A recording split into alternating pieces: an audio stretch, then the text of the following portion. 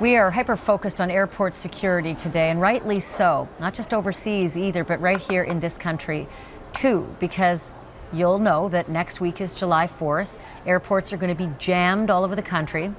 Chicago has two major airports open to the public, always full of innocent people. And it is horrific to imagine an Istanbul-styled attack at a place like this.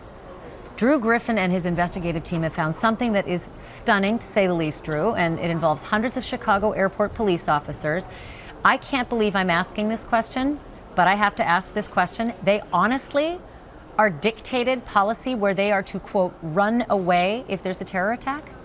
That is true. Now, I don't actually want to give the impression there are no armed police at Chicago's airports. There are. The Chicago Police Department has assigned, as of December, 231 officers to both of these airports, but there is a separate police department at O'Hare and Midway. They're called the Chicago Aviation Police.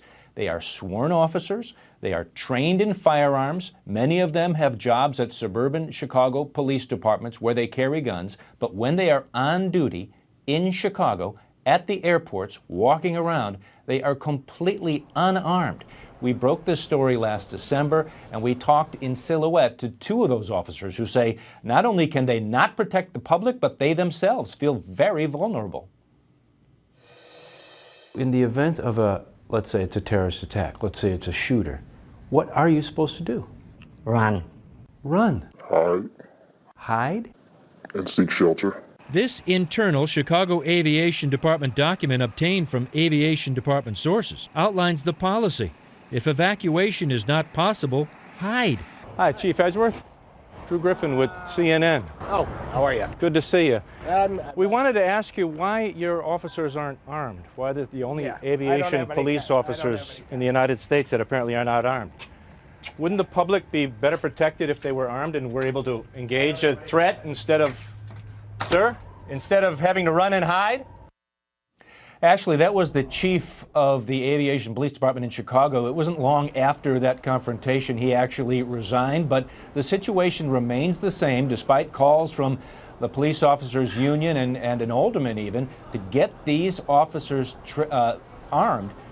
The aviation police officers, some 300 strong at this airport, are unarmed. And in light of what happened in Istanbul, where we actually saw in action a police officer or security official go after and shoot and get rid of the threat of that suicide bomber. Took him out. It really makes no sense at all to the aviation police officers. Here's the video. We're looking at it again, Drew, right here. This is where a cop shoots him down before he can shoot that AK any further. You can see the AK sliding away. He detonates himself, but hopefully hard to see in this purview. Yep. There weren't that many people around him. This officer running out of the way when he recognizes he has a suicide vest. He detonates. Here's the issue. It's perplexing, Drew. They are trained. It's not like these aviation cops don't have the pristine elite training that makes them actually capable of managing a firearm. They're fully up to speed. It's just a glitch in the paperwork. I mean, I don't get it. It's a confusing political situation in Chicago. There is an alderman who has a ordinance that is trying to get through the city council, but despite having a lot of support, it hasn't gone anywhere. But let's be real, Ashley. You talked with John Pistol just in this last segment about these soft targets.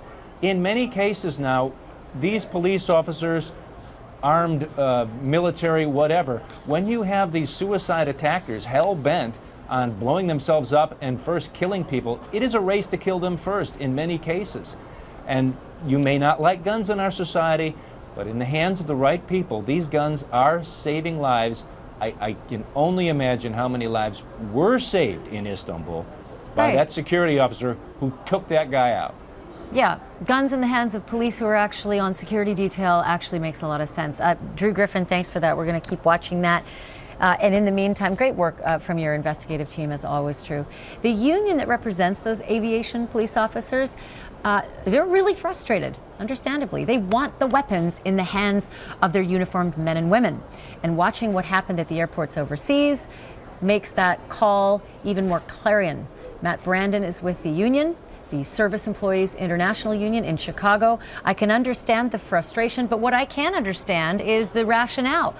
What's the downside of putting weapons into the hands of those trained officers and having even more security? And, you know, I get it. They say layered. Why not have the layers all strong? No, I agree, Ashley. I don't understand it either. We've argued for the past 7 years to try to get these officers armed, understanding that there is a security issue with having unarmed, uniformed presence in the airports that can't respond to a threat. And what's odd to me is that I thought immediately, well, perhaps it's a budget issue, perhaps it's a liability issue, or maybe even it's a union restriction, or maybe a combination of all of these things. But the answers that we're getting, Matt, is that it is not. So what is it? What possibly is the pushback you and your members are getting? Well, it's I think Drew touched on it. I think it's more of a political issue here than anything else. There are no legitimate reasons why these officers aren't armed. They're trained at the Chicago Police Academy by the Chicago Police Department. They have to qualify every year to maintain their state certification. They also receive additional training from the Department of Aviation once they're on board before they even go out into onto the airfield. So there is no excuse. What happens is, I've talked to Alderman Ariel Roboyras, who is the head of the Public Safety Committee, and the commissioner here and the Chicago Police Department commander at the O'Hare unit are giving false information on the qualifications of these officers. This is a matter of public safety and officer safety, and we don't need political games. This needs to be fixed. Well, let me tell you how politics can get ugly real fast if there is anything like what happened overseas that happens at O'Hare. God forbid. Matt, Brandon, thanks very much, and we'll continue to check in with you to see if any of these policies change. I know you sent a letter today, so we'll check in with you on that. Thanks so much for your time.